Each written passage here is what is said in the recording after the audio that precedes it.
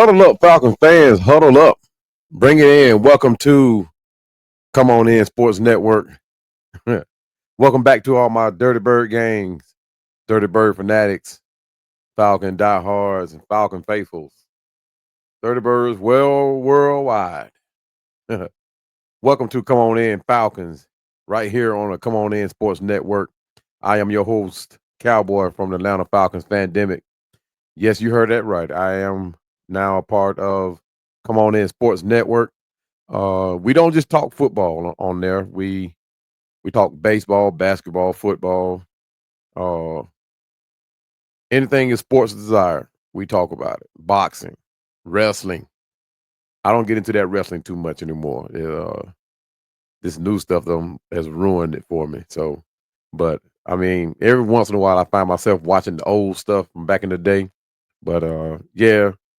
But like I said, I am a part of Come On In Sports Network, and like I said, we talk everything. It's a great group of guys on there that's a part of that team. They asked me to be a part of it, and I happily accepted after a brief conversation. And uh, we have fun on there, guys. We have fun. Not saying you can't have fun with all content creators, but on there we do. We definitely have fun. We talk everything. I mean, old school, new school, no school. I mean, we talk it on there. Uh, it's an up and coming podcast, so make sure you go on YouTube and subscribe. All platforms, matter of fact. Subscribe, give a like, give a follow, and come on in and have some fun, guys. When we air, I mean, we do have a lot of fun on there. We do a lot of laughing, a lot of joking around, and we talk a lot of trash. It wouldn't be fun if it wasn't trash talking. What makes that so special is that each guy, for the most part, is from a different team. That football team that is represent a different football team, uh, and it's not about your loyalty to your team. It's about you know supporting the platform, uh, talking all things sports, right? But guys, we're here to talk about Falcon football today. And by the way, my and I didn't know this, and I'm sitting here posting stuff, and I did not know that my Instagram page, Atlanta Falcon Pandemic, was flagged. Someone took a moment out of their highly short life to flag my page for whatever reason. It's not that major to me. Um, I didn't inquire to see what happened, what caused it to get flagged. It's not that major to me. I just changed the name and start anew. But guys, look out for that to happen in the very near future. I will work on that probably after the draft. Got a very, very, very busy week ahead. I have a show coming up today. Later on today, I'll be on with former Falcon Harper LaBelle and historian Vincent Turner. If you guys know, Harper LaBelle was the long snapper for the Falcons for 5 years. I'll be on with him. He has his own podcast, and he also reports on 92.9 The Game. So look out for that to air later on today at 1 o'clock. The guy is phenomenally funny, guys. I mean, I talked to him for about an hour on the phone for the first time, and we talked about maybe 10 minutes about what we're going to do on the show. And for the rest of that time, man, I'll tell you, it was like we've always been friends, always been buddies. We always known each other. But like I said, he's former Falcon, long snapper. He made a career out of being a long snapper, and it can be done too. So, but he was a tight end. But when he came into the league, he was, he took on that long snapper position, and he made a living out of it. And he did pretty good, 11 seasons. But anyway, stay tuned for that, guys. It's coming up. It's been a while since my last video. I truly hate having to take time away from talking about my Falcons football. Trust me, I really do. But other obligations took precedence. And for those of you that follow me on my personal page, you know exactly why I had to take that time away. And for those of you that don't know, there are two things that are more important in this world than my allegiance to the Atlanta Falcons, which will be covered in another podcast that I've decided to start alongside my beautiful wife, Jessica, as we share with you all certain aspects of our personal life, um, uh, of our 30-year plus year marriage. We've been together for over 35 years, but we've been married for 30. Uh, and we've created memories, experienced teachable moments, both humorous and life altering, moments we can learn from, good and bad, that we decided to share with everyone. So, you guys get to hear about how Cowboys lives his wild life away from the camera and from behind his mic, and things my wife and I have encountered, what has gotten us to this point today. So, stay tuned for that. That thing is going to be a lot of fun, especially the premiere show. It's going to be based on how we met, uh, and she has her story, how it went down. I have my story. Then we have a mutual friend that has her story. But somewhere in there, it lies the truth. It is very comical, guys. I mean, we talk about it all the time. People get a kick out of it all the time. So we decided to put it on air and let you guys share in it as well. So stay tuned for that, like I said. But as we look forward to the 2025 draft, that's 2 days away, 1 day away. Matter of fact, tomorrow. It starts tomorrow. But the Falcons are focusing on defense this year. Um, but we find ourselves at a crossroads, I think. Uh, Not only are we looking for uh, an edge rusher, and now that we've got rid of Grady Jarrett or allowed him to leave, seemingly we have a void at defensive tackle. Yes, Ruco Rojo steps in nicely. Brandon Dorless, he'll be able to step in nicely. And hopefully they'll come in and fill that void that I think that we have. But as far as leadership, consistent production, it wasn't the production that a lot of the Falcon fans have said that he should have stepped up to, but consistent is what I liked in Grady Jarrett. He was consistent. He's been consistent across the board for years. Uh, no, I mean, when you consider how Grady Jarrett was accounted for on the football field, double teams, triple teams, and he still has been able to be productive as he was. And I'm talking about legitimate double teams. Uh, he was that one player that you had to account for on our defense. Otherwise, he was going to tear your offense apart. But I hate the fact that we lost him. But I know it was a money situation. You know, it was nothing had nothing to do with his production. But I'm pretty sure a lot of things came into play. His age, the money he was requesting, and the direction that the team was going in as far as younger players. So I get it, and hopefully Grady Jarrett uh, understands, and I'm sure he does. So kudos and thank you, Grady, for giving us the year that you've given us. You've given us so much to look forward to. Look for on Sundays, and we thank you so much for leading this team to where we are today. And I for one wish him the best over up in Chicago, and he give them what they need and give them what they gave us. All right, but we still have talent here. Uh, we got a lot of talent, a lot of young talent, and a lot of untested talent. Right, our roster is running over with potential talent, but a lot of that potential talent, to say the least, I hate to say it, our Falcons still had that look of uncertainty, that look of inconsistency.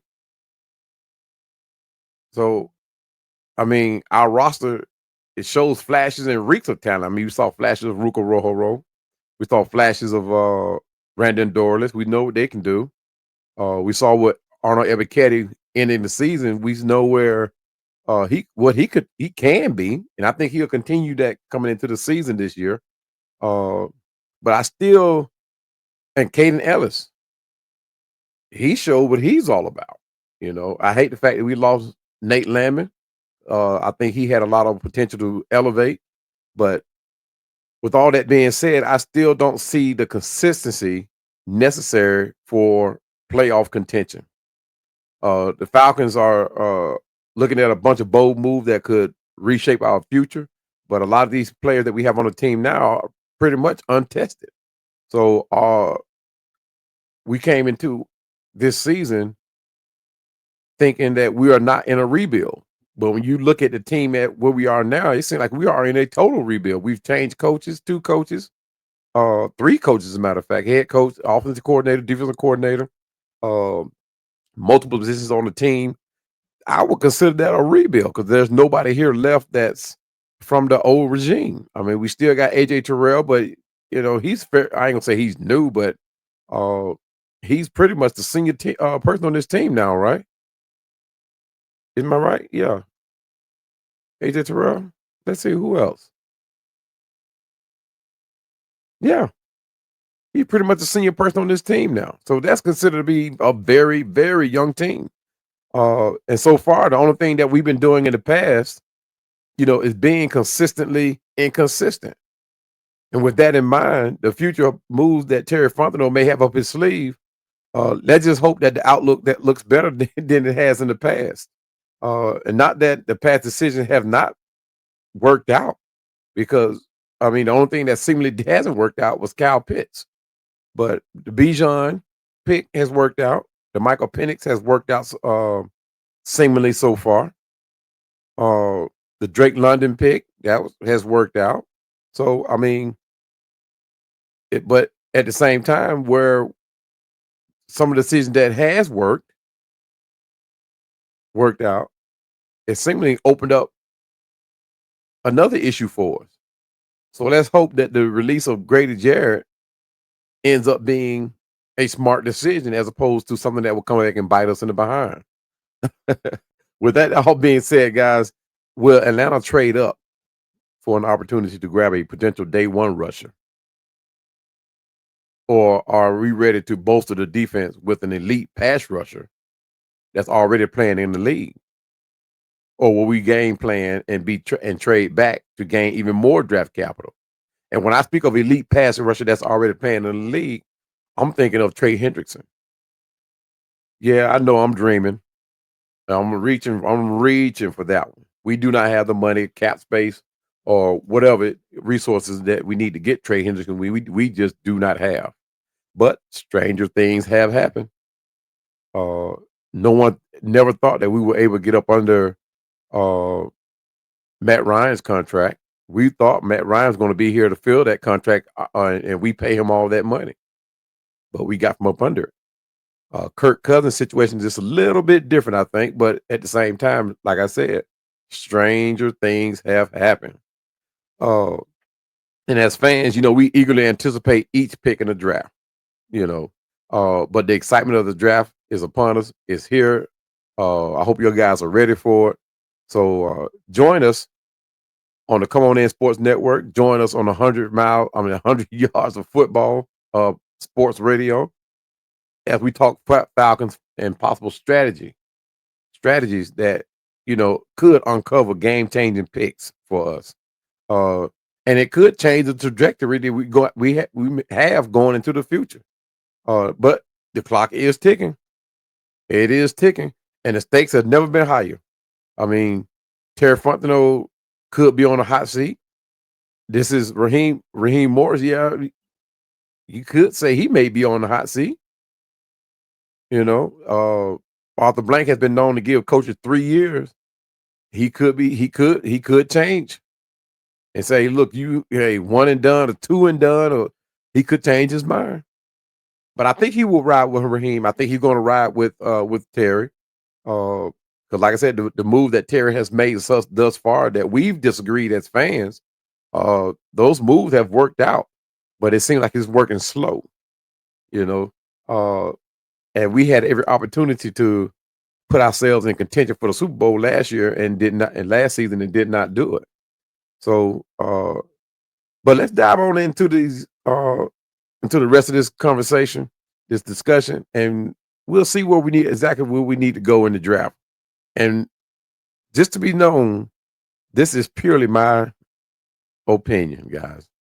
And this is only because there are the masses of Falcon fans that love Georgia and hope that we pick some Georgia players. So let's go ahead and jump right on into it. So a lot of the offseason moves have already happening on and off the field for Atlanta. And the 2025 draft is a day away. The free agency we've already tapped into. I'm pretty sure Terry is not done. He loved that free agency. And I think the people that he's picking up are hopefuls. And he's just hoping that something happens out of all these players that he's decided to bring into camp. Uh, and then Kelsey, you got he got the 18 future reserve contracts that he gave out. I think that number has risen now. It may be up to about 20, 20 to 22 by now. Uh, but yes, we're still strapped for cap space. We're still strapped. I mean, he's saving a lot of money, especially when we got rid of Grady. He's saving a lot of money, but that one big move that seemingly will put us where we want look forward to be, it's still eluding us. And I think that pick or that big move would be to sign a Trey Hendrickson. However, whatever it takes to do that, I think it should happen. And we add one of the players that, or especially one of the players that I'm going to talk about later on in this video. So, but let's go on into it, and you guys will see what I'm talking about. Um, so, hope you guys are enjoying this video so far. So, but before we do go any further, please do me a huge favor, guys. Hit that like button real quick, because the algorithm needs to grab this video, and this topic needs to reach more people, more fans like yourself. I really and truly appreciate it, you guys. So for real, please, if you have not already done so, please subscribe to this channel. Go ahead and hit that go ahead and hit that subscribe button, hit that notification bell, and let's hop into this discussion. So guys, thank you once again for joining me today on Atlanta Falcons Fandemic. Although our season has come to an end, we've entered arguably the most interesting and exciting part of the Atlanta Falcons off season. Outside of the training camp, that is, and it's right around the corner. Well, actually, it's already started, and at least for the voluntary basis. What's strange though is that Kirk Cousins has showed up for voluntary camp. Now, is this saying that Kirk Cousins is here to stay, or is he trying to save face for a team that may be interested in him? Either way, it's a good look, guys. It's a good look for Kirk. I wish the situation with Kirk was totally different. That he performed like he did. We anticipated him doing last season. He would still be here. Penix would still be right here, waiting and earnestly his turn, learning more and more, and getting better and better each day. But things are different now. Things are different with seemingly be drama that Kirk has brought to the team and the organization. It seems like for us, it seems like we need to move on from Kirk. And I hate that I hope that this is not happening because Atlanta Falcons are trying to get the likes in the social media. I hate drama. Let's just play some football. Let's just build this team. Play some football and put ourselves in the spot where we're supposed to be. And that's atop the division, contending into the conference. Let's squash all this drama stuff. I mean, they need to find a way to rectify this Kirk Cousins situation, whether he stays or go. We need to go ahead and close this deal out now, but at least before everyone reports to camp. Because the one thing we don't need in the camp is a distraction, right? We got a bunch of young guys that are I'm not going to say impressionable because they're all grown and shouldn't be, but at the same time it could be a distraction, right? But anyway, so most of you already know Jimmy Lake is out of here. If you remember Jimmy Lake, he was our first year defensive coordinator from the Washington Huskies. That was brought in by Raheem Morris on a friendship contract. Yeah, I said friendship contract. I mean, let's call it what it was. I mean, it was more like a science experiment going wrong. But he's been released from his duties, and the Falcons wasted no time in bringing in former coordinator Jeff Albrecht.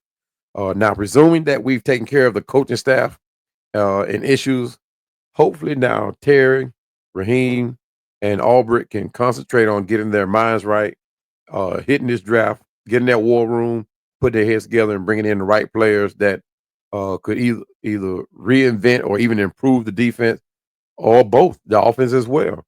All things considering, we aren't far from where we needed to be. Of course, it was rumored that and confirmed, I think, that the Falcons are all in on defense with this upcoming draft. The question is this a good strategy for us, or should we continue to build with the best player available mentality as we have been known to do in the past. I mean, the strategy should be quite simple either way. Pass pass rush, and more pass rush. But do we literally go all edge rusher in this draft? Because truth be told, we could use improvements at other key in positions. Starting from the interior defense at defensive tackle, especially like I mentioned earlier, we're now without the services of defensive tackle Grady Jarrett. Improvements can be made at the linebacker position, keeping in mind that the injury-prone and inconsistent play of Troy Anderson, plus the loss of Lorenzo Carter, and even at safety or cornerback, we could use another body because it seems like Jesse Bates and AJ Terrell are the only two solid pieces back there, and we could use another big playmaker, some kind of way, somebody that's kind of like the enforcer in that secondary. Uh, but Jesse Bates, I mean, if he had some help, I think even more he could do more. AJ Terrell is, he's pretty much good out there on the island by himself. But that other side, number two corner, presumably, hopefully, DeMarco Hellams and who do we keep? His name is escaping me, guys. Sorry about that. But you know, we hope that these two guys are gonna be able to fill that other cornerback spot. But we can hit the draft and grab another one. We can grab another corner. But when you consider how the Falcons finished last season, uh, we finished 23rd in pass defense, 31st in passing touchdowns allowed. So adding any talent into the secondary will be a wise move for the Falcons. Which it might, well, I'll explain that later on. Which brings me to one of the players I want to talk about today. And I would not be mad if we chose this guy at number 15. I know we talking edge rushers first, but I would not be mad or upset at this guy that I choose that we're going to talk about later on. That we pick him up at the 15th spot as opposed to an edge rusher. But like I said earlier, the Falcons are presumably all in on defense. But what seemed like deception has set in all through the organization and the brass or the front office. I'm not trusting anything the team does or say until it actually happens. The Kirk Cousins drama, Terry Fontenot when he upseated or didn't inform Gary Arthur Blank on his change of mind to draft Penix. And then the drama with Kirk Cousins. I mean, it's just a lot going on that shouldn't, I don't think, is a good look. But anyway, this mentioning of all defense, it could be very well be a ploy too to the other team to throw the other team off. Is it? Nah, I don't know. Anyway, guys, going into the 2025 NFL draft, what position, in your opinion, should the Falcons prioritize in the first round, whether it be offense or defense? If you choose offense, drop your player in the chat, or drop your player in the comment. If you choose to go defense, drop your player in the comments. Because truth be told, guys, we could be very well looking for a right side offensive tackle instead of going edge, right? I mean, truth be told, Caleb McGarry, inconsistent play of Caleb McGarry. Personally, I'm not all too convinced that he's capable of holding it down all season for Penix at that blind side. If he does, I mean, kudos to him. But right now, after what his play from last season, I'm not convinced that he can hold that down. I'm actually concerned. But guys, if you're the GM, where are you going with this 15th pick in the first round? Do we stay with the defense or do we opt and add that offensive tackle? Or do we go best player available once again? Now, last season, we saw tons of defensive plays that has us looking forward to training camp, and looking forward to the draft. Terry Fontenot has already made a lot of off-season moves. He started with 2 internal moves, promotions, matter of fact, on the offensive staff, and by signing, like I said earlier, 18 players to the reserve future contracts for this season. Uh, both moves I will be discussing and diving into in another video that I will post after the draft. But I think the 18 players, I think that, like I said earlier, I think it has been risen to, I think we got like 20 or 22 future reserve contracts. And of that number, the bulk of those numbers are either uh, defensive tackles or offensive linemen. I think it's a couple of safeties in there that he invited. Uh, I think it was a kicker in there. I couldn't remember if it was the wide. I don't think it was the wide receiver in there, but the bulk of them are the trenches. So uh, the trenches may have Terry Fontenot's attention this year.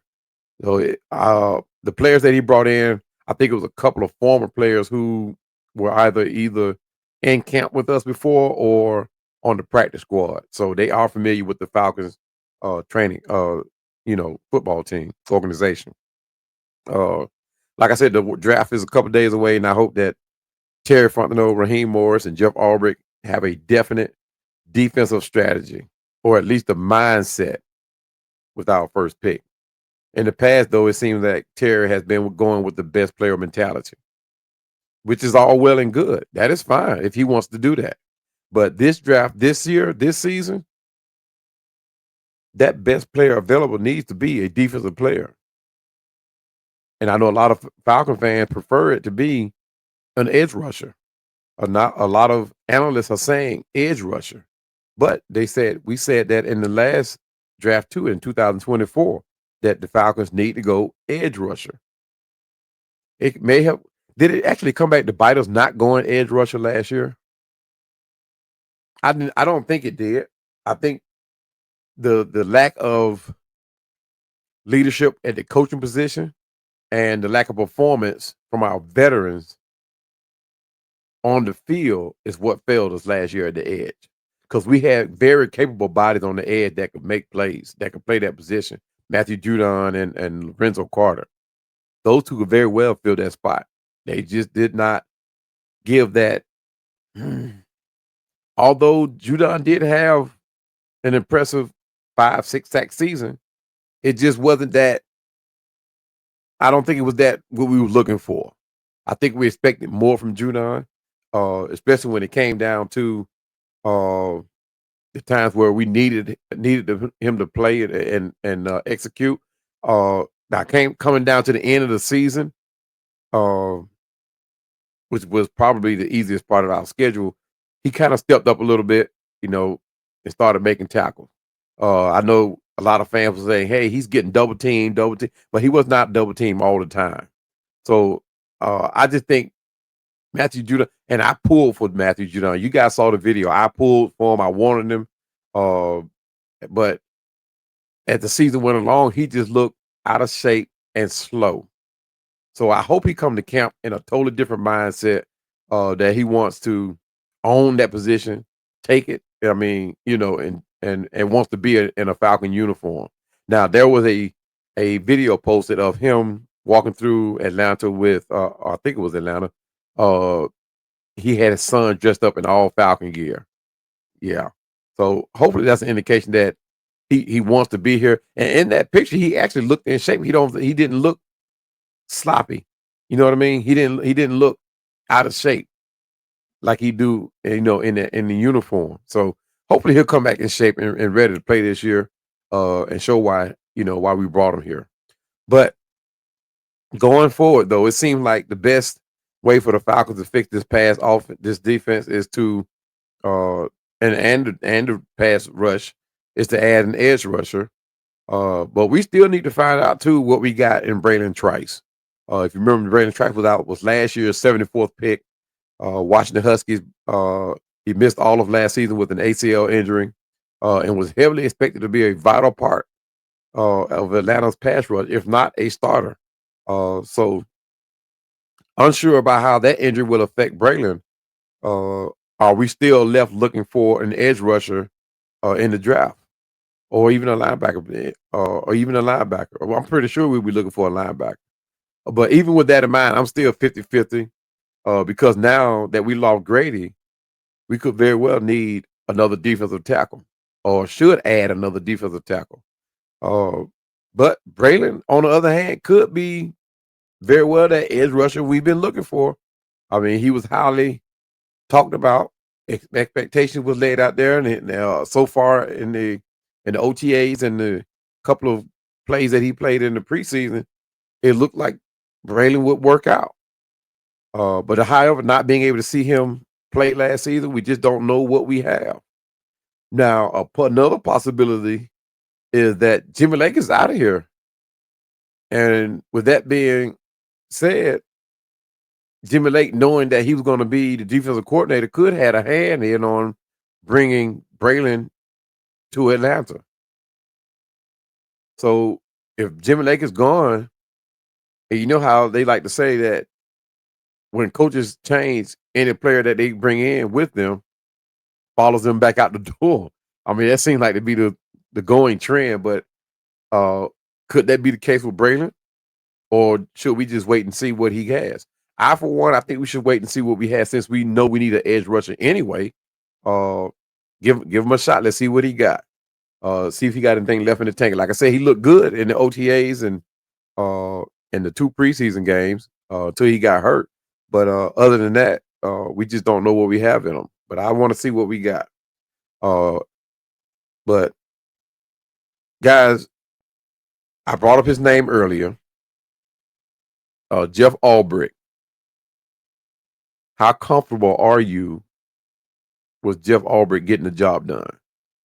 You know, former defensive coordinator Ryan Nielsen, he seemed to have had the defense going in the right direction. So can we expect Jeff Albrecht to do the same? Now, keep in mind, though, we lost some key pieces from that Nielsen defense. Actually, we lost a lot of them. So can Jeff Albrecht bring about that defense the same way that Ryan Nielsen did? But I'm gonna say it again. I hate that we lost Grade. I hate it. I understand why, but I hate it. But anyway, even with the uncertainty of Braylon Trice future, I want to talk about 3 Georgia Bulldog players that I think should be high on Atlanta's radar tomorrow. Now, some of you may be wondering, and a lot of you know that I'm a Miami Hurricane fan, why a Miami Hurricane fan will be promoting a content featuring Georgia Bulldog players. But guys, let me say this for certain. Let me clear the air on that. I am a football fanatic, okay? But I am a U fan. I am a Miami Hurricane fan through and through. Make no mistake about it. It's always been about the 305, and it's always been about the U, baby. Yes. The University of Miami will continue to be the leading or a leading institution when it comes to sending players to the NFL. And this year's draft proves it won't be any different. Just like Cam Ward, the University of Miami has a lot of young talent, 13 of them to be exact, that's going to flood the NFL in the upcoming 2025 NFL season. And just like Georgia, the transfer portal is filled with players wanting to come to Miami Hurricanes. Several 5-star recruits have already named the University of Miami as their choices to showcase their talent next season. A couple of them have already withdrawn their letter of intent from Georgia, matter of fact, to attend my University of Miami. So there's a lot of talent in Miami Hurricanes, and I got a video coming out on that. They are a growing program. They have a lot of young kids on there, a lot of young kids. They lose key veterans every year because of the NFL. So, but right now, I am coming to talk to you guys about 3 potential players from Georgia who not only impressed me, but will address 1 or 2 issues that the Falcons face and could very well change the dynamic of our defense and our needs. And we're not just talking about with their speed alone. Not only will our defense be faster, but the tackling that these 3 guys bring should dramatically improve tackling. So I wouldn't be upset if any of these 3 will be selected. Any of these 3 will be on the radar for the Atlanta Falcons in the draft. But let it be known, though, this thought came to me prior to the release of our defensive tackle, Grady Jarrett, which I think has been like the only consistent piece on this team in a long time. But even after his return from injury, he still brought production. You know, now a lot of fans expecting more from him after his return, but I merely think that it was all about the money, like I said, opposed to his production on the field. So if it weren't for the money, I think he would still be here. But now at this point, though, we're going to talk about the three selected players I chose from Georgia that should be high on Atlanta's radar. I think any of these three will add to and improve our defense in more ways than one. And these guys are no strangers to the Atlanta Falcons, no strangers to Atlanta, no strangers to Georgia, or anybody that, for that matter, who's played against them, anybody who's watched them. But none other than Edge Michael Williams, linebacker Jalen Walker, and safety Malachi Starks. And Starks, guys, for me, has quickly rose to the top of my preferred pick in this draft. It would not be disappointed if we opted and went safety and took him at number 15. Uh, you talking about a guy that fills a void. You talking about a guy that can play multiple positions. And if you remember, Raheem Morris talked about bringing guys in that can play multiple positions. He even can return punts. So when you talk about a guy that's multi-talented, Malachi is that guy for me. But we're going to move on from him. We're going to talk about something else. Talk about somebody else. But I want to ask you guys a question too. Since you guys a lot of you guys are Georgia Bulldog fans. Are there any more players on the Georgia team that you would like to come here in Atlanta or be considered by Atlanta? If so, drop his name down in the chat position that he plays. I mean, not in the chat, in the comment, and let me know who your selection is that you would like to see outside of the three that I just named. All right. But first, we're going to bring to the stage Michael Williams. Michael Williams on the radar even before we released Grady Jarrett. You guys have heard me talk about him. I just love the idea of Michael playing alongside Grady Jarrett. I was looking forward to that, as a matter of fact. But Michael is a 5-star product. Excuse me. Second team All SEC. A junior, 6'5", 265 pounds, defensive tackle with long arms, and he helped Georgia win the 2022 national championship as a true freshman. He played in all 14 games last season, making 14 starts, and he led the team in sacks with 6.5, and he led the team with 11 tackles for loss, 7 quarterback hurries, while also making 60 tackles, and that's fourth on the team. Figure that, fourth. My goodness, that's a lot of tackles. But anyway, from that position, anyway, for any position now, 60 tackles. And he's fourth.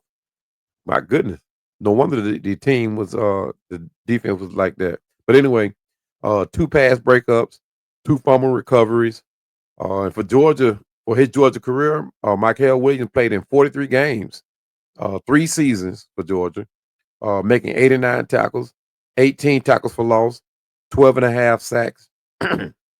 Excuse me, 2 fumble recoveries and 1 block kick. But personally, what I love about him lining up at the edge, that he can line up at the edge or inside at the defensive tackle. I even saw a couple of times where he dropped back in coverage, like a linebacker. I don't know who made that call, but he even dropped back in coverage, and that's what I like about him. He plays in multiple positions. He can't adequately play in those positions. He's really hard to block. His size, guys, I mean, and his speed is a lot for any defensive tackle. Now, a lot of people had concerns about the injury that he sustained. That they did probably, and I know a couple people that didn't want to overlook him. They thought the injury was serious enough to take him down further into the draft. I really don't think it's going to affect him.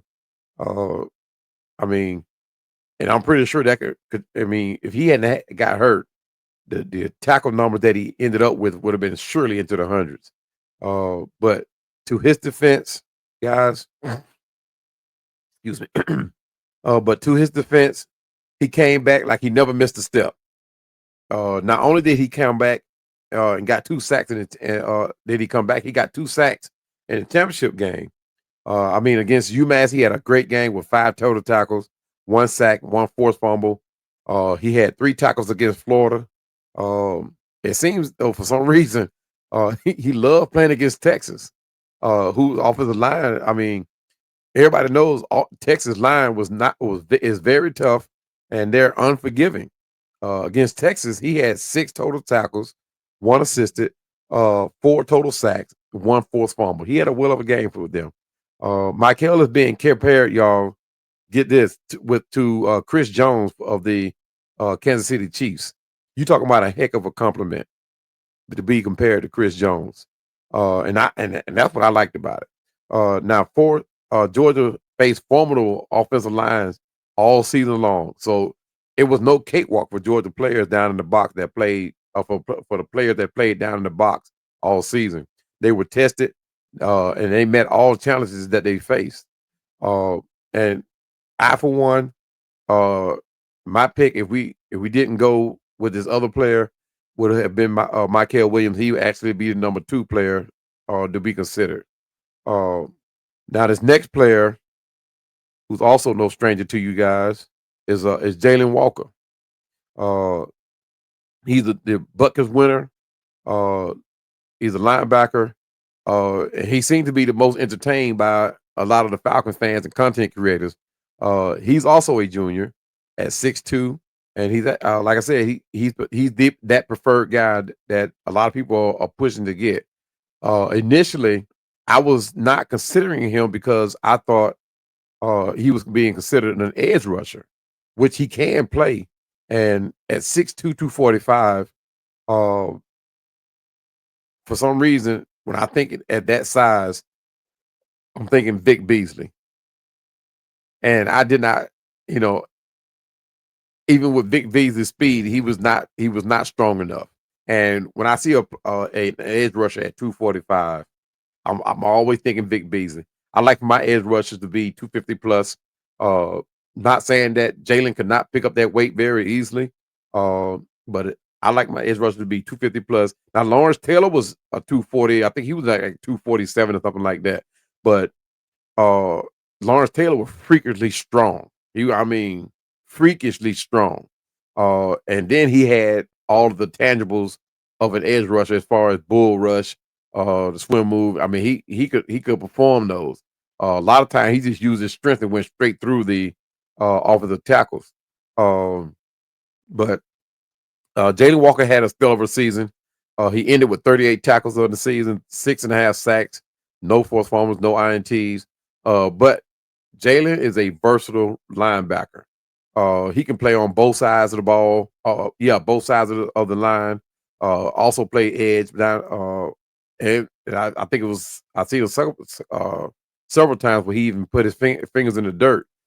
So he can actually play the position.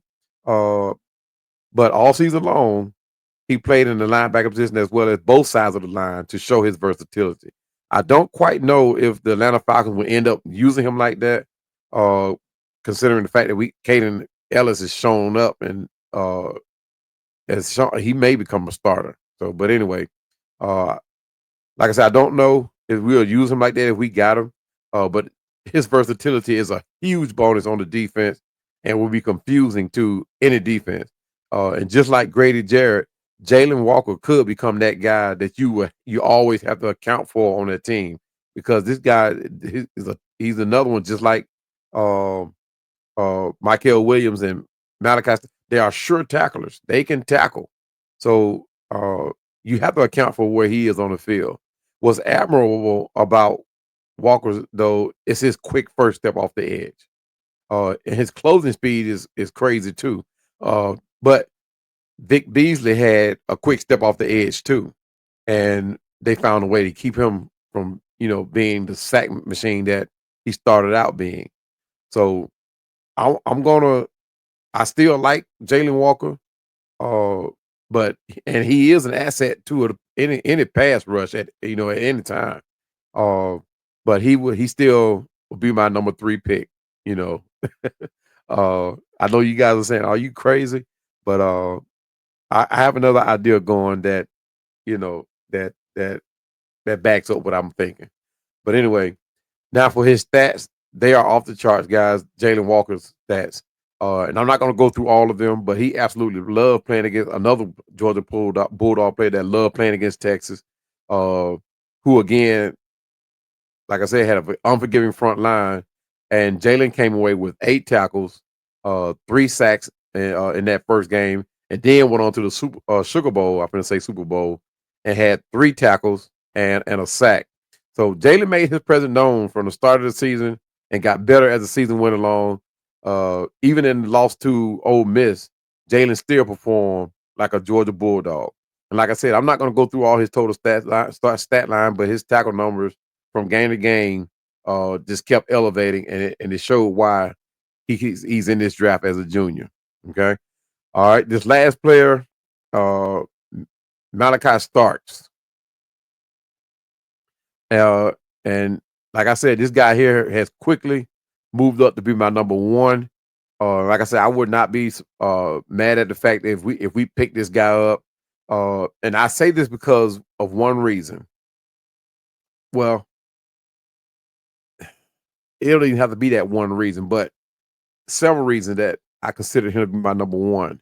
But first and foremost, if we're able to, and I know I'm stretching, I know I'm dreaming, and I know you guys are saying, man, if you don't get out of here with that, but if for some reason, some way, somehow, we land Trey Hendrickson and we draft Malachi Starks to put behind him. Oh my goodness gracious.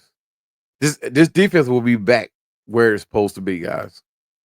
This defense will be back where it's supposed to be. This guy, I mean, I'm just gonna go through my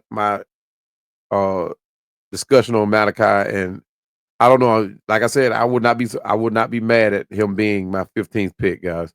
But if we move on, we have Malachi Starks, who's a 5-star recruit, All-American free safety, who, by the way, can play corner. That's another reason why I would not mind having him as a pick. He can play corner, and he plays it very well. He plays the ball very well, guys. And the one thing I got on Malachi, the upside on him, he can be the day one starter. He has those type of attributes. But like I said earlier, he's my personal favorite. But I would not be surprised or disappointed at him being our 15th pick. But it makes all the sense in the world if we go this route. Pairing him next to Jesse Bates. I mean, we will again have the best. Not only have the best 1-2 punch and running back, we have the best safety tandem in the league, guys, in my opinion. But he's another junior, another Bulldog, another Georgia Bulldog. He's another Georgia Bulldog junior at 6'1", 205. Perfect size, guys. Perfect size for a DV. He started out as a true freshman, and he played in every game for Georgia and hasn't looked back. Excuse me. So he is a reliable talent. He stays on the field. You talking about he come in as a true freshman and he played every game up until junior year. You know, so he's reliable. Personally, though, I like his football IQ, his versatility, being able to play corner, also his ball skills, just plain old field instinct. And guys, I watch a lot of the Georgia Bulldog fans because I hang around a lot of Georgia Bulldog fans. When I went into the sports bars and I watched the Georgia games, Malachi just stood out for some reason. So I watched how this guy play the ball on the field, and I mean, it's perfect for Atlanta. I would hate to see him go to Tampa Bay. I would hate to see him go to Carolina. Not saying that it will make a difference if it, whether it's a win or loss against them, but I would hate to see Malachi go to either one of those teams. If it goes to somebody, I'd rather be to somebody in the AFC. But he end up in the NFC, guys. I would hate it. I really will. But anyway, after his combine performance, I mean, he quickly became a draft favorite. I mean, for everybody. He's now considered to be one of the top safety, if not the top safety in the NFL, top safeties prospect in the NFL in this year's draft. Now let me tell you, uh, I'm excited about Mr. Starks. Like I said, his highlight reel does him no justice. His nose for the football, he plays the ball like nobody's business. Starks is a versatile player with all the tools, the speed, the build, the football IQ. I mean, everything. He has it. And he plays both free and strong safety, guys. So if for some reason Jesse have to come out of the game, he can very well fill the position. And provided if DeMarco Hellams comes back, guys, that's going to be 3 safeties. That's if DeMarco comes back the way he went out. Because DeMarco was showing faith that he could fill that position. He was that hard hitter. He was that enforcer back there in the secondary. So if we draft the Malachi Starks, God, that would be crazy. And to boot, well, I'll finish this and then I'll say it. But you're talking about a versatile player, and he's considered to be that dual threat DB, playing both safety as well as corner. I think he got all the once he gets into the NFL, he'd be forced to focus on one position. But I think if he was brought here, I think using him at corner at times would be beneficial with his size, 6'1", 205, because he is not a push off on that line of scrimmage. Most of the bigger wide receivers are not going to be able to just put hands on him and get rid of him, so to speak. Excuse me. And the Falcons' concern though would be to consider him for both positions, but he can also, when you consider how versatile he is, he can also play down in the box, guys, the slot and outside. He can play down the box. He did it for Georgia, and he filled the role very well. So you can imagine we're blitzing. If we bring him down in the box, we can blitz either Caden Ellis or Malachi. Both of them have the speed to get to the quarterback. You talk about pressure. And Malachi is one of these guys, he don't just put hands on you to get you to the ground. You feel Malachi. He's going to hit you. He's not going to let up. He's going to hit you. All right? I mean, he's a sure tackler, bona fide tackler. I think I saw him miss one tackle. One tackle. And I don't even think that was a miss. I think that was like, and he still had hands on the runner. It wasn't really a miss, but somebody else made the tackle and got credit for the tackle. But anyway, he's considered to be one of these hybrid safeties or hybrid prospects. Starks not only has the mentality of a safety, but the ability to cover like a corner and play a single high. He can play down deep cover 2 and 3. He's also projected to become a day 1 starter. Yes, day 1 starter. That tells you the kind of player that he is. You know what I mean? And he could actually become that guy. Because remember when Keanu Neal came here? And with Deion Jones sitting down that linebacker and Keanu Neal behind him? What that tandem was like? That is crazy. So I'm hoping we relive that with Keanu. I'm going to say, not with Keanu Neal, with Caden Ellis. And then Malachi behind him. I hope we were able to relive that and even better.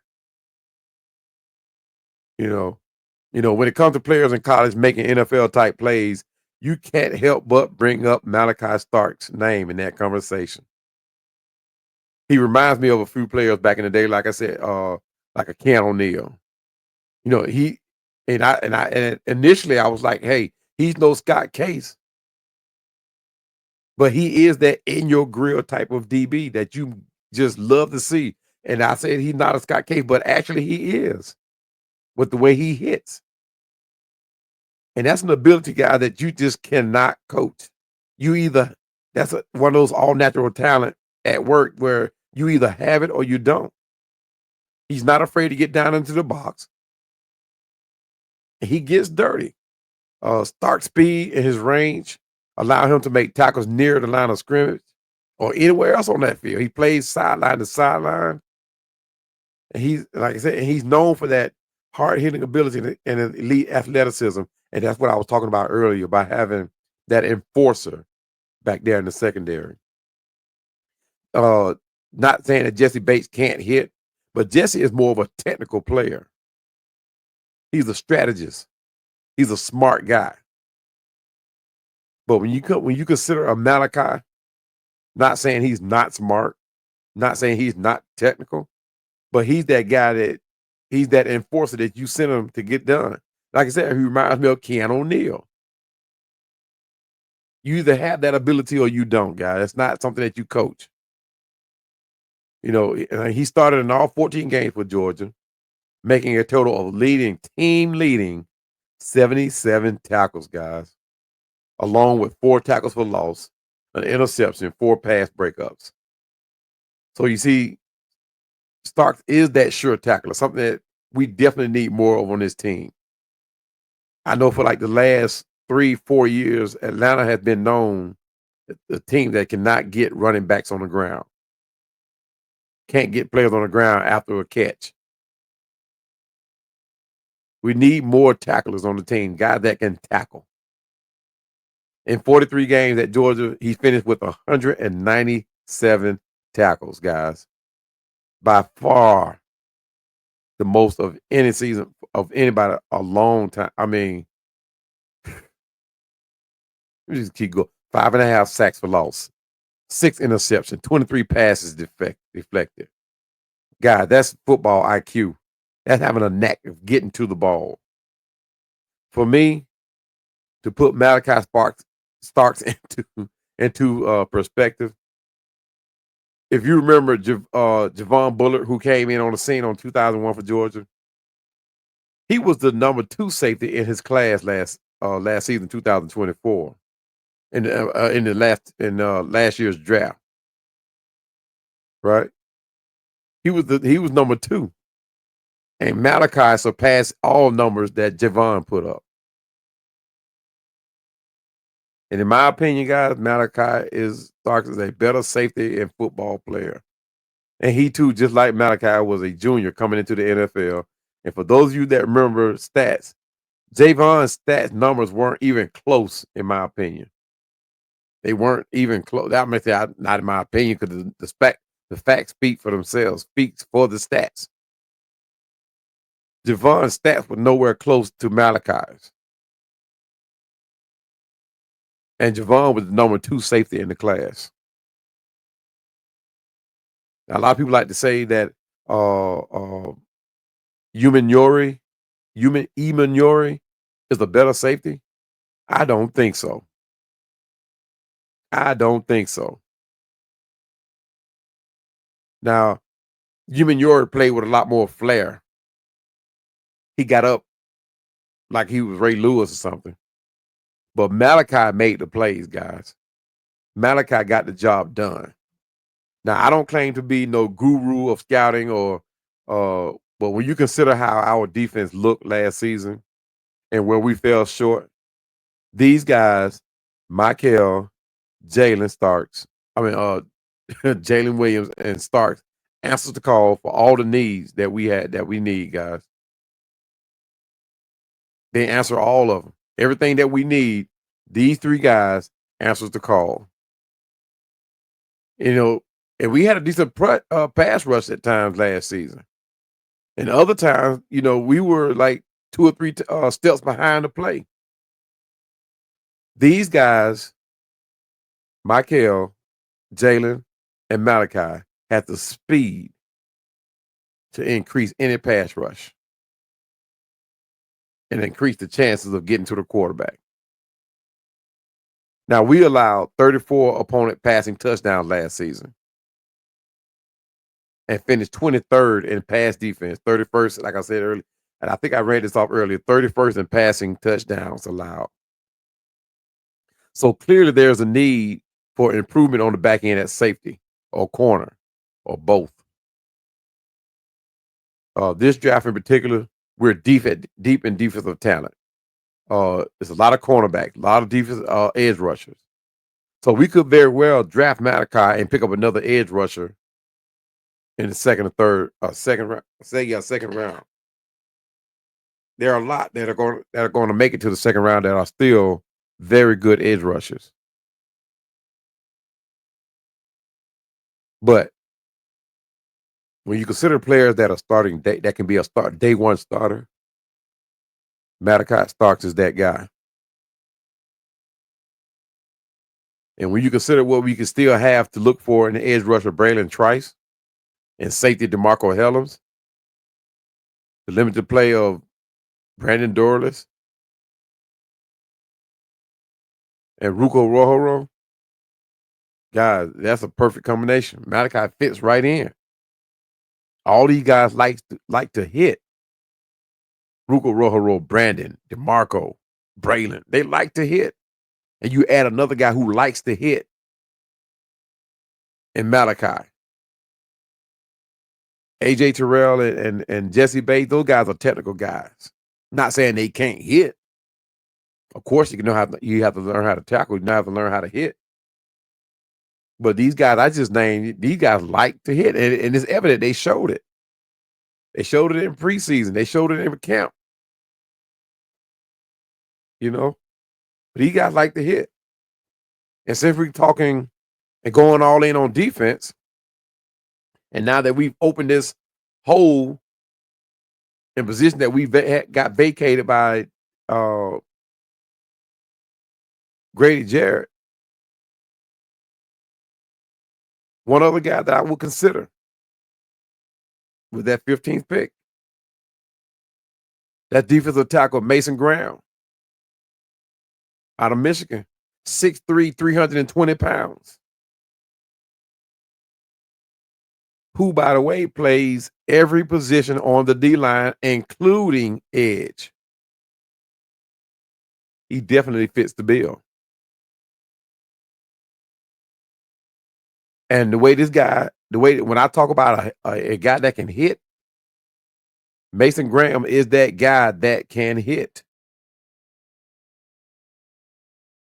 This guy, by the way, plays like I compared him to Warren Sapp. He tackles with the meanness you like to see in a defensive tackle. And I know we're projected to be all in on defense this year. But like I said, I wouldn't be mad about Mason Graham, a guy that can definitely get it done. And I know that, like I said, where did I start? That we were projected to go all defense. But if we opt to go offense and address that deep offensive tackle, I didn't even bring up Mason Graham's draft profile. But this guy is mean as it get. He's mean as it get. Tough. And he wasn't the only one to tell. Kenneth Grant was on that same team too, but I liked Mason Graham because Mason Graham got to his players. Kenneth Grant got to his players too, but it's after it was the way he engaged, and this was the difference between the two. When Kenneth Grant got up there and engaged with the offensive lineman, it was like he was playing patty cake with him, and then he went and got the tackle. It was different with Mason Graham. What they call that move? That shuck him? Is that what they said? Shuck him. When Mason Graham shuck him, that offensive tackle goes back. I'm talking about it, he stands him up. Go back and watch the highlights, guys, and watch Mason Graham and what he does to the offensive tackle when he makes contact with him. His hands are forceful. They are strong. He don't play around with it. Kenneth Grant seemingly plays around with the guy, and I know he don't have a choice to engage the guys like the way he do because he plays more in the middle or defensive tackle. Yeah, more towards the middle than he does defensive tackle. But hey, like I said, Mason Graham he don't play with him, and like I said, Mason Graham plays all up and down the defensive line, including nose tackle. He clogs up that middle too. But when you consider the offense, guys, if we decide to go offense, I know we projected to say we're gonna go all defense this year. However, I consider one guy on offense, and that's the big guy, Jonah Savanea from Arizona. He's a 6'5", 335-pound line behemoth. The guy's a big guy who doesn't give up sacks, and he pulls like a fullback out on a block and he clears the way. He clears the path. Of course, Bijan Robinson and Tyler Algier don't need much, but he gets out there. Go watch the highlights on this cat and when he pulls off that line, and he goes down the line and make the contact with that edge rusher or that corner or that safety that comes down. How he clears the way. Yes. Jonah Savanea, 6'5", 335 pounds. Hey, guys, I'm going to say this. I never judge a player by their 40 time. I pay more attention to football speed as opposed to running a straight line. But to have a guy this size run a 4.95 out on a block clearing the way, and the way he does it, there aren't going to be many times a linebacker or a safety or a corner going to sacrifice their body to try to get in front of him. Like I said, go back and watch the highlights on it. But anyway, that's my take on the Georgia guys, man. And with the addition of a new defensive coordinator, let's hope that the Atlanta Falcons can finally solidify ourselves into a formidable and dominant force in the upcoming NFL season. So, guys, there you have it. A Miami Hurricane fan with his take on who the Falcons should pursue from the Georgia Bulldogs in this year's draft. Now, I do have another video to follow that will give my take on others that could benefit on our team in other ways, as well as addressing the free agency. Like I said, in that video, I will also cover the 18, the 20 to 22 future contract, reserve contract that Atlanta extended to some other guys. Let's just say the least, man, the camp is going to be very competitive this year. It's going to be very competitive. I don't think it's going to be very competitive at the quarterback spot, but all of the positions, and the wide receiver spot, I don't think it's going to be, especially for the 1 and 2 spot, there's not going to be a whole lot of competition. I think we have what we need at the receiver. We could grab one because we still have to fill special teams, but I would like to see more of I'm not going to go that route. I'm not going to go that route, y'all. I'll get into the video. But anyway, stay tuned for that video as well. But like I said, guys, earlier, thank you so much for watching. You could have been anywhere, spending time with family, eating your breakfast, but you chose to sit here and enjoy my nice video. Chose to spend time, like I said, watching the video. But I appreciate it. I look forward to the next time we're able to flock in here and chime it up like real fans. Until next time, Falcon fans, I see you when the coon crosses the creek. For all you young guys, that's an old country saying. You have to do your own research to see what it means. Until that time, guys, let's continue to rise up. Huddled up, Atlanta Falcons fans. This is Emmanuel, a.k.a. Cowboy. Thank you so much for watching. If you like this video, please give it a like below. And don't forget to subscribe and hit the bell button for notifications so that you can be notified when we drop future content that you may also enjoy. So until then, thanks again and see you at the Super Bowl. Rise up.